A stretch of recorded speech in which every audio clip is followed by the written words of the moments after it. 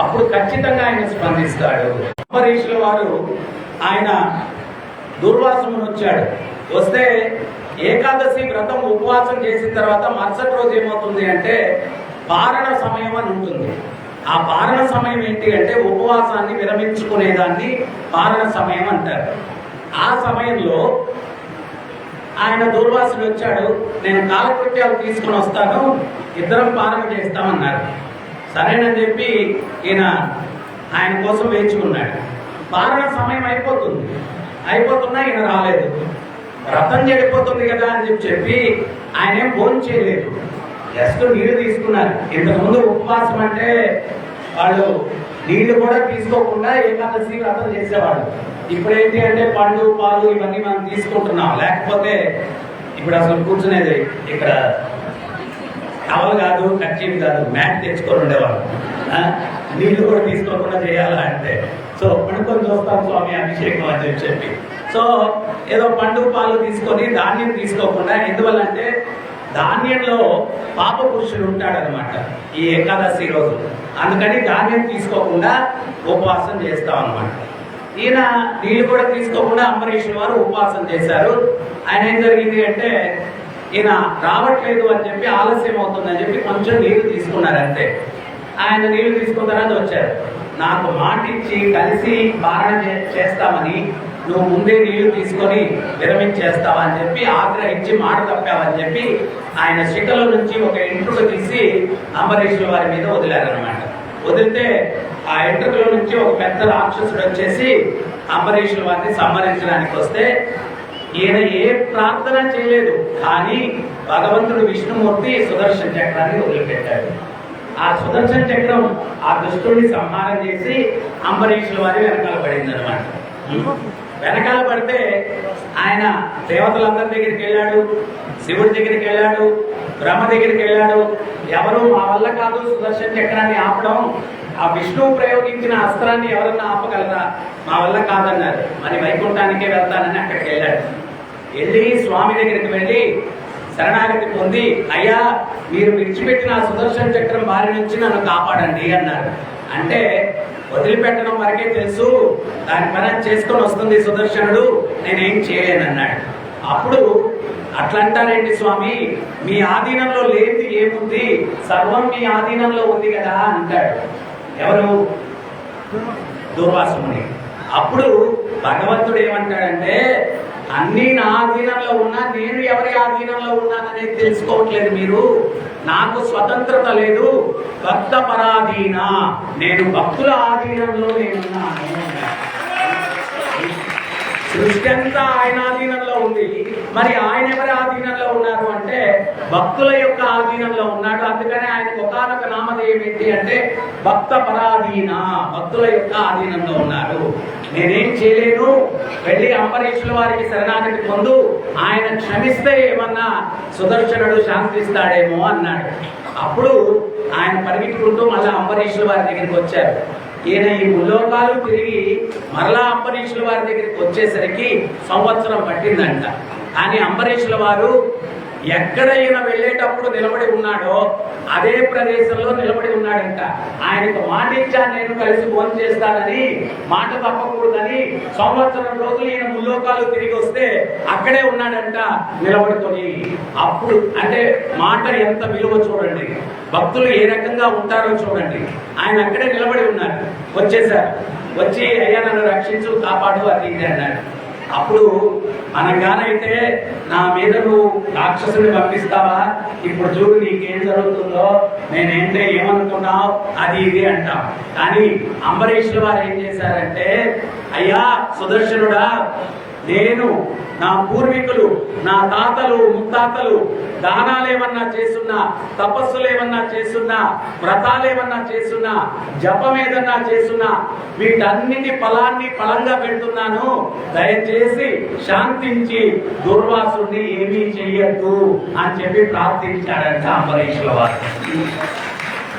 భక్తులంటే భగవంతుడికి ఎందుకు అంత ప్రియము అంటే భక్తుల యొక్క హృదయం ఆ రకంగా ఉంటుంది. మనం కూడా కొంతమందిని రకరకాలుగా మాటలు అంటాం, రకరకాలుగా ఏదో కష్టపెడతాం, కానీ వాళ్ళు దాన్ని హృదయంలోకి తీసుకోరు. భక్తుడు హృదయం చాలా సున్నితంగా ఉంటుంది, విశాలంగా ఉంటుంది. క్షమించేదానికన్నా ఉత్తమమైన ప్రతీకారం ఇంకొకటి లేదు. Forgiveness is the Nobel revenge అని చెప్పి అన్నారు. సో ఈ రకంగా నేను ఇంతకు ముందు కూడా ఒక విషయం చెప్పాను మీకు. తుకారాం బాబా ఆయన గంగా తీరంలో కూర్చొని జపం చేస్తున్నాడంట. ఎవరో ఒక వ్యక్తి ఇంకో వ్యక్తితో పందెం కాశాడంట. ఏమని అంటే, తుకారాం శాంత స్వరూపుడని పెద్ద పేరు సంపాదించేశాడు, ఆయన కోపం వచ్చేటట్టుగా చేస్తే నీకు 10,000 వరహాలు ఇస్తానన్నాడంట.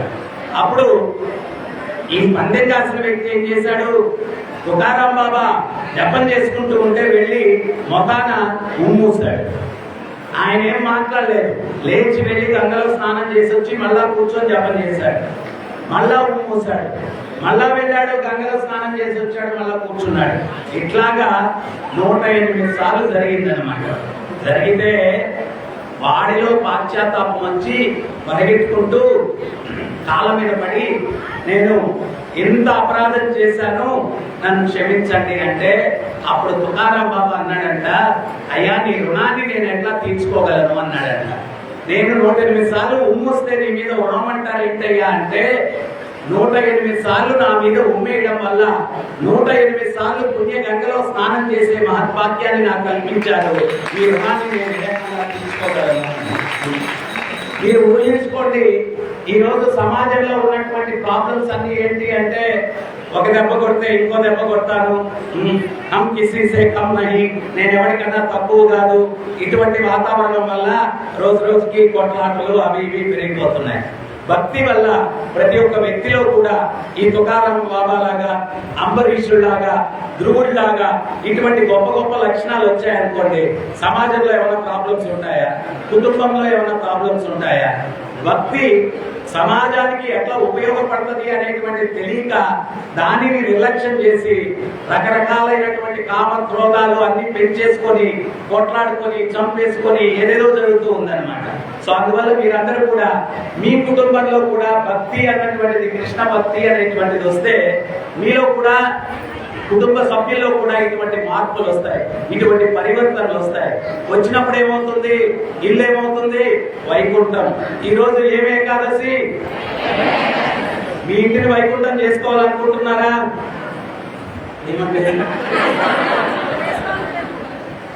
సినిమాకి, కొత్త సినిమాకి టికెట్ ఇస్తాం వస్తారా అంటే వా అని వస్తారు.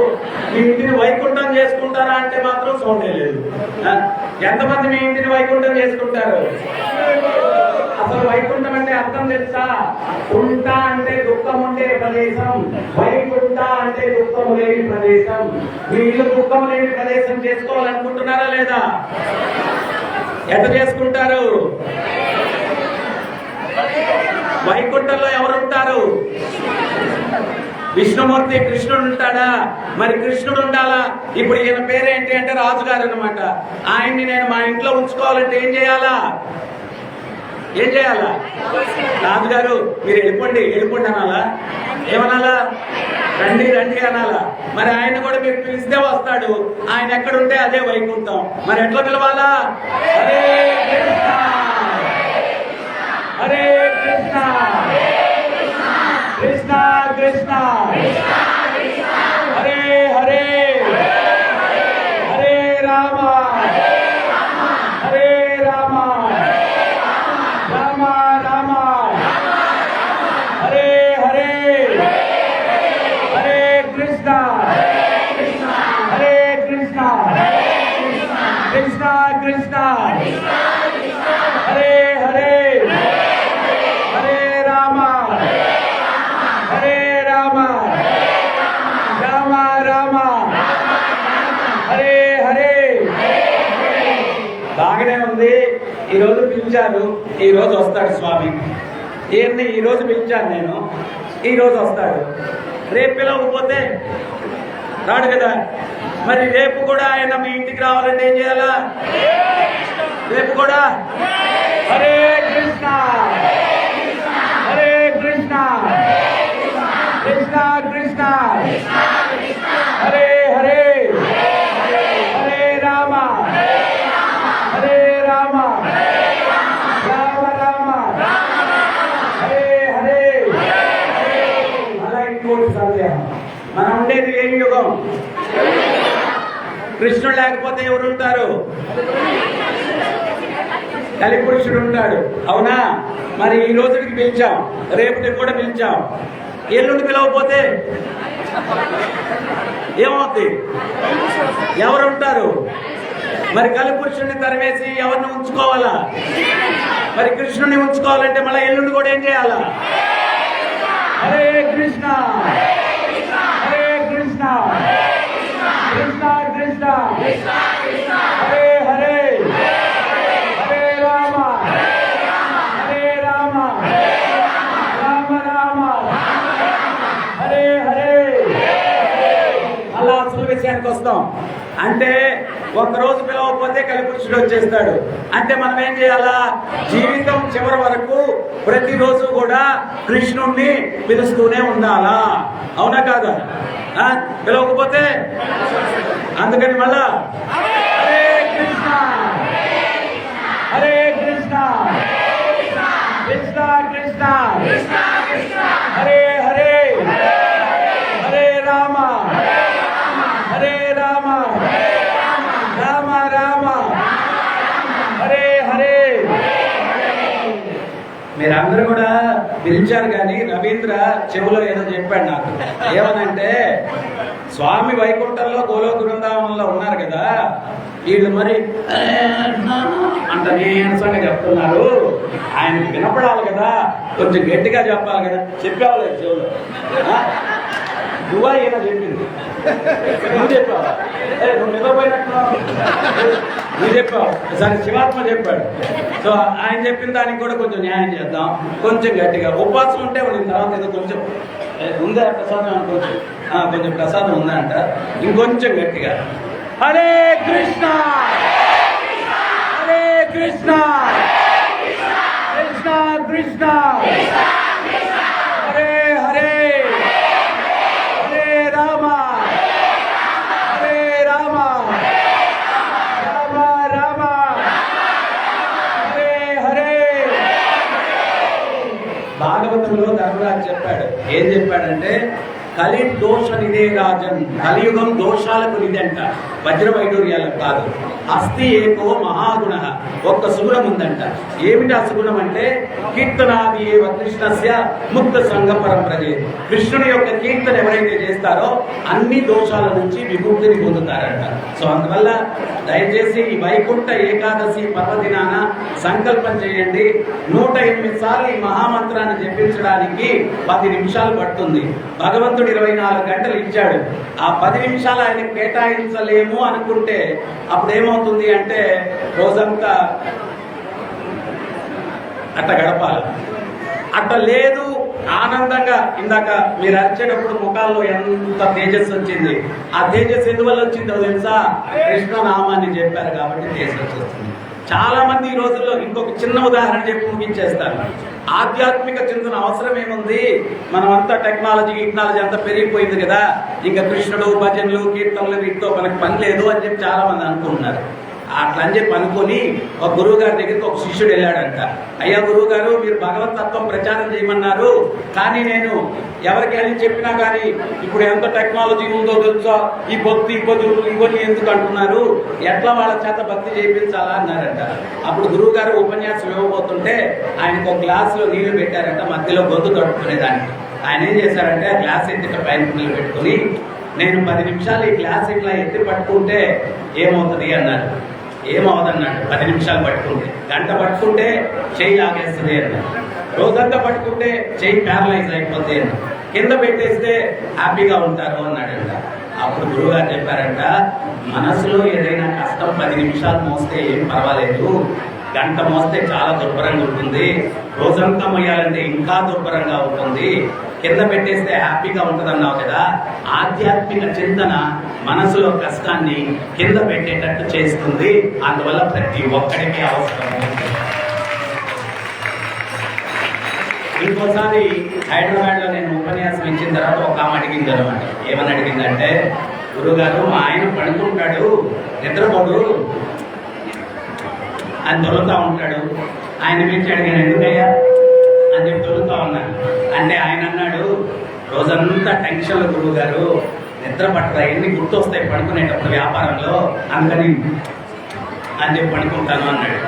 అప్పుడు నాకు ఒకటి గుర్తొచ్చింది. ఏంటి గుర్తొచ్చిందంటే, పురంధరదాసు చెప్తాడు, నరజన్మ బంధాగ నాలుగే ఇరువాగ కృష్ణ అనబారదే. నరుడి జన్మం ఎత్తిన తర్వాత నాలుగు కన్నతుల తర్వాత కృష్ణ అని ఎందుకు అనకూడదు?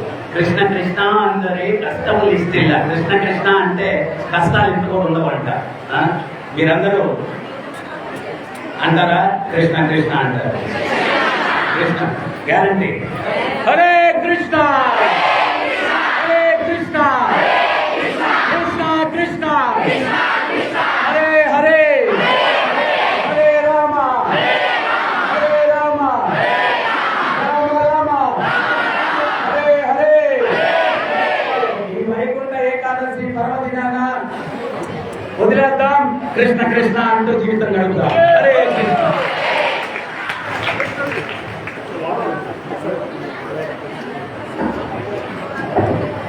హరే కృష్ణ. అభిషేకం జరిగేటప్పుడు ఏంటి అంటే, ఈ ప్యాసేజ్ కొంచెం ఖాళీగా పెట్టాలా, అక్కడ ఎవరు కూడా ఉండకూడదు. ఆ కింద డోర్ ఓపెన్ చేసేయండి. బయట చాలా మంది వెయిట్ చేస్తున్నారు. ముందు వచ్చిన వాళ్ళకి ప్రివిలేజ్ ఏంటి అంటే, మిమ్మల్ని ఎవరు కదపరు, మీరు అక్కడే కూర్చొని మొత్తం మీరు వాచ్ చేయొచ్చు అనమాట. కానీ వాళ్ళు పాపం లేట్గా వచ్చారు, వాళ్ళకు కూడా అవకాశం ఇస్తాము. వాళ్ళు ఏంటి అంటే జస్ట్ అభిషేకం జరుగుతూ ఉంటే దర్శనం చేసి అక్కడ కిందకి వెళ్ళిపోతారు అనమాట. ఇక్కడ వాలంటీర్స్ ఏంటి అంటే, మీరు ఎవరు కూడా ఇక్కడ నిలబడటానికి వాళ్ళు చూసుకుంటూ వెళ్ళిపోవాలి. అది మీరు చూసుకోండి ఇక్కడ అక్కడ నుంచి. సో అందువల్ల కొంచెం ప్యాసేజ్ ఇవ్వండి. ఒక లైన్లో కూర్చోండి, మాతాజీలు నడిచేదానికి ప్యాసేజ్ ఇవ్వండి. అక్కడ ఆ దారిలో కూడా ఎవరు ఉండద్దు అనమాట. అక్కడ కూడా వాళ్ళు మూవ్ అయిపోయేదానికి హెల్ప్ చేయండి. హరే కృష్ణ. హరే కృష్ణ హరే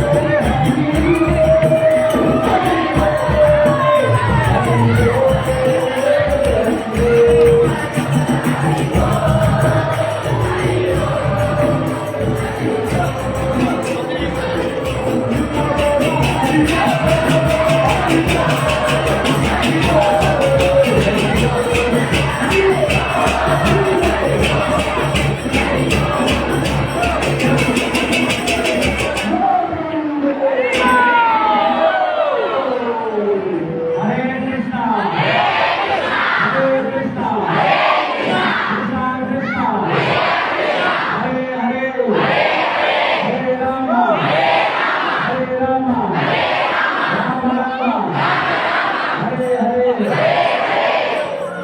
మీ అందరికీ ఆనందిస్తున్నారా? పూర్ణమైన ఫలితాన్ని పొందాలనుకుంటున్నారా? భగవంతుని ఆశీస్సులు పొందాలనుకుంటున్నారా? ఏం చేయాలంటే తీర్థం అయిపోయిన తర్వాత మందిరాన్ని పంపించిన తర్వాత